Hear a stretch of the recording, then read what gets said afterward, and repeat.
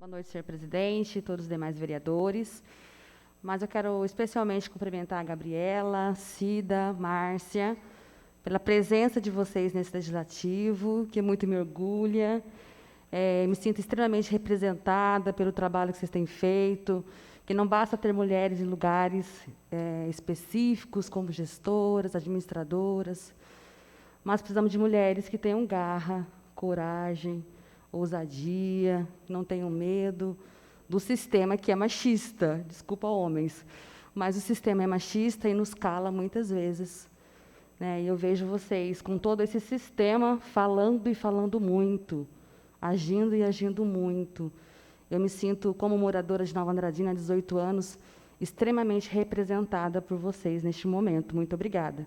Célia Adan, que foi minha primeira referência de vereadora, não poderia também deixar de falar, que me acompanhou no início da minha carreira, quando eu cheguei no município, atuando nas políticas públicas.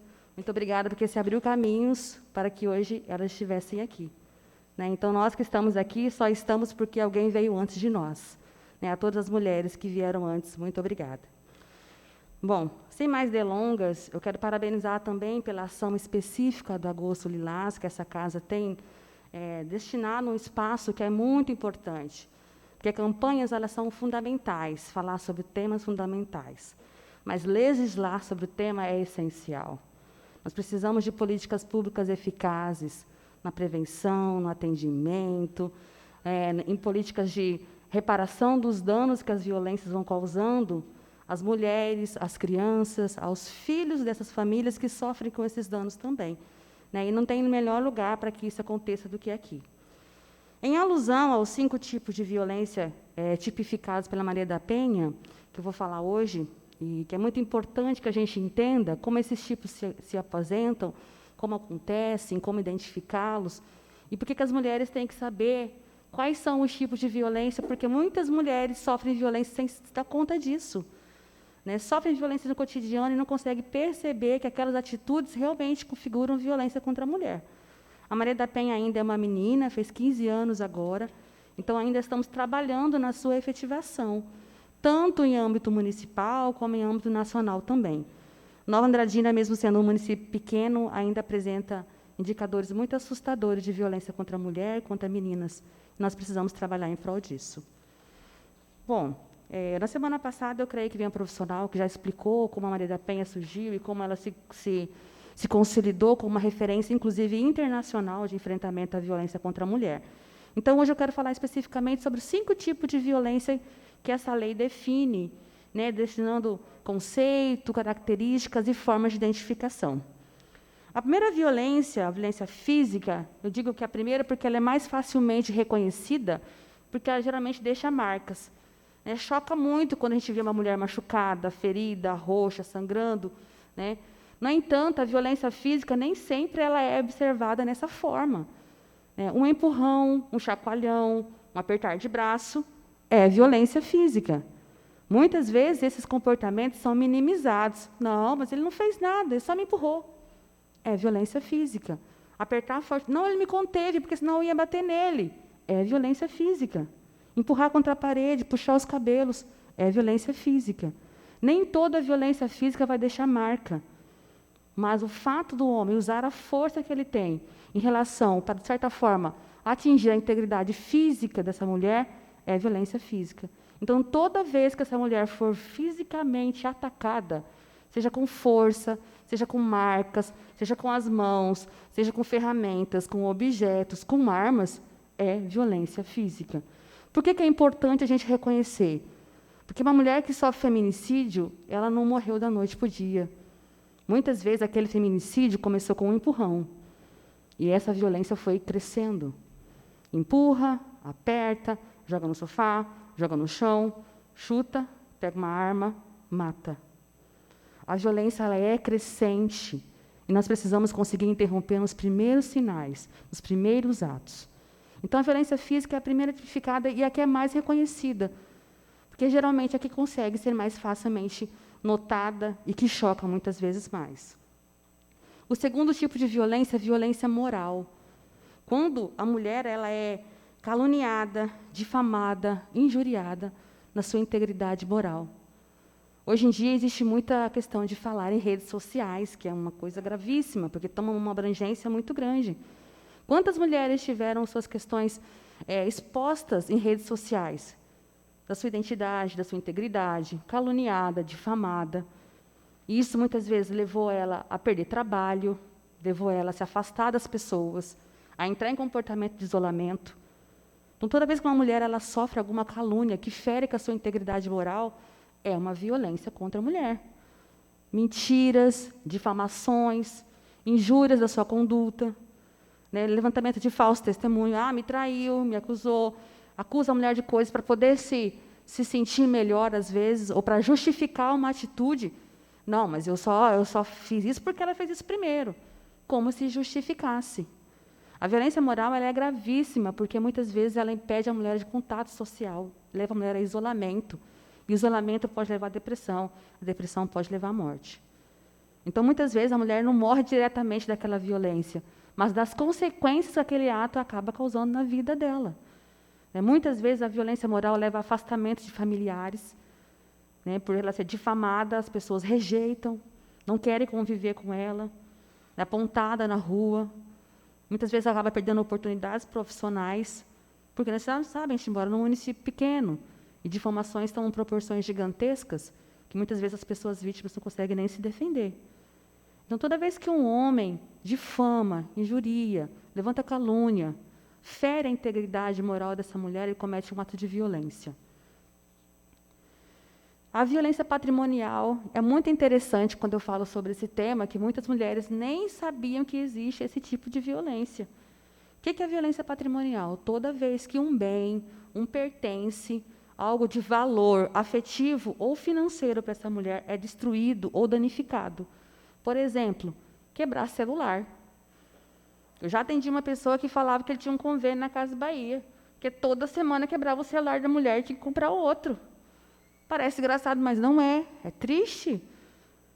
Porque toda vez que a mulher ela é, de certa forma, violentada num patrimônio dela, num bem dela, rasgar as roupas porque não gostou, porque está curta, porque está apertada na visão daquele companheiro, rasgar documentos.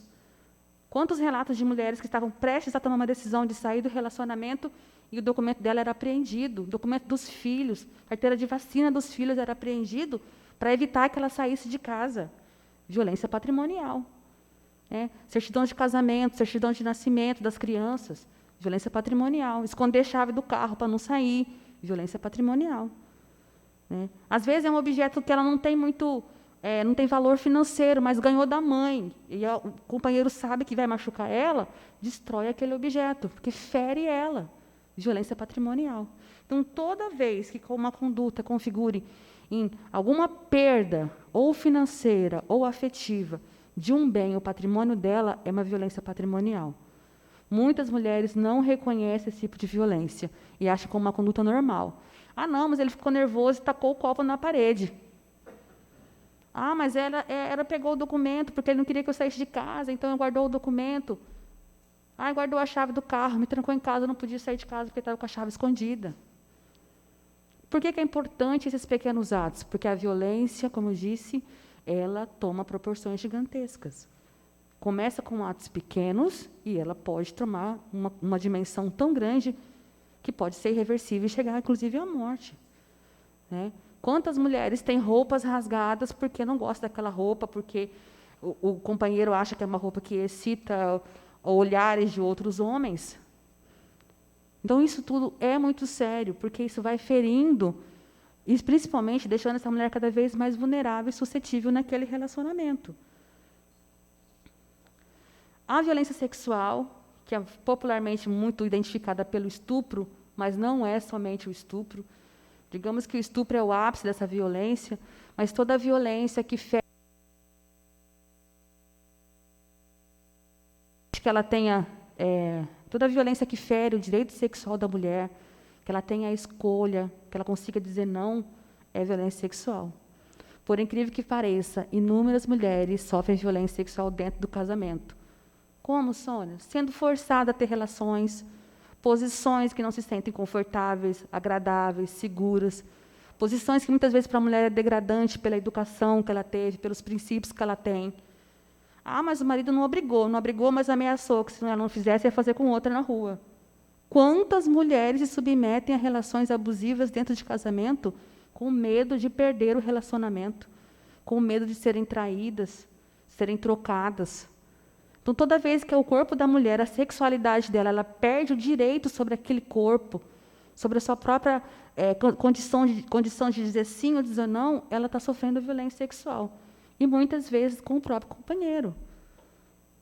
Quantas mulheres têm a sua identidade sexual completamente machucada, ferida, porque tem essa questão de não sentir a vontade numa relação com o companheiro, por ser forçada, por ser obrigada, muitas vezes com violência física, mas inúmeras vezes pela intimidação, pelo receio que aquilo aconteça, e ela acaba perdendo aquele relacionamento. Uma outra forma de violência sexual, quando o companheiro não deixa essa mulher tomar métodos contraceptivos. Ela não quer ter mais filho, ela não está no momento, ou ela está com outras prioridades. E ele proíbe ela de tomar, de usar qualquer método contraceptivo. Recentemente, uma discussão muito acalorada sobre uma lei que obrigava a mulher a ter autorização do companheiro para colocar um DIU.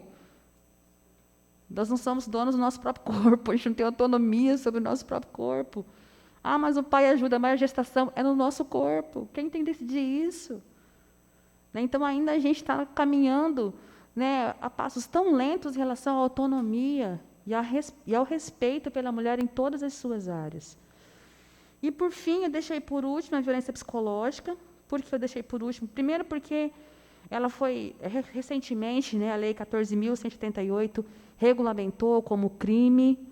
Nós estamos em 2021 e a violência psicológica não era regulamentada como crime. E, segundo, porque é uma das mais terríveis formas de violência, porque ela é sutil, porque ela se apresenta com todas as outras violências junto. Então, se a mulher sofre violência física, psicologicamente ela está abalada. Se ela sofre moral, psicologicamente ela está abalada. Sexual, psicologicamente ela está abalada. Patrimonial, psicologicamente ela está abalada. E qual que é o dano da violência psicológica? Ela destrói a identidade da mulher, a sua autoestima, seu amor próprio, sua confiança, sua segurança. E isso implica na sua vida profissional, implica na sua vida pessoal, implica nos seus relacionamentos, implica na sua conduta, implica em ser quem ela é. Quantas mulheres estão psicologicamente destruídas pelas violências?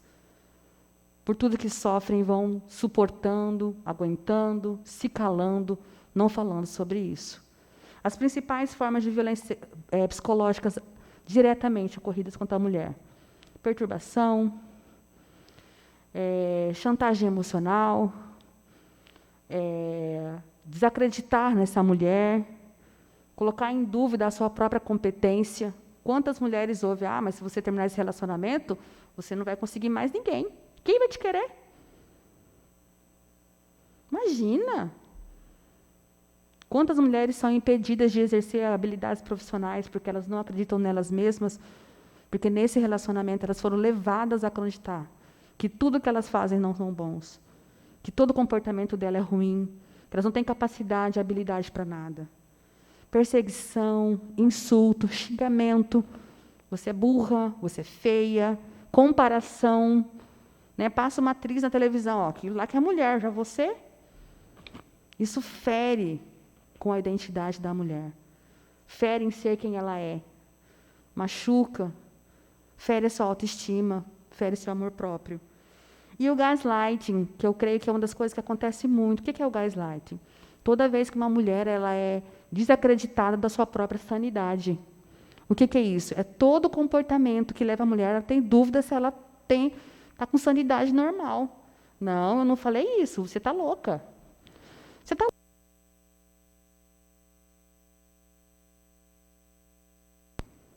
Você está louca. Eu não falei isso, eu não fiz isso é coisa da sua cabeça. Você não está muito bem da cabeça, não, hein? E a mulher começa a acreditar que ela realmente não está com sanidade normal. Não, mas será que é mesmo? Será que ele tem razão?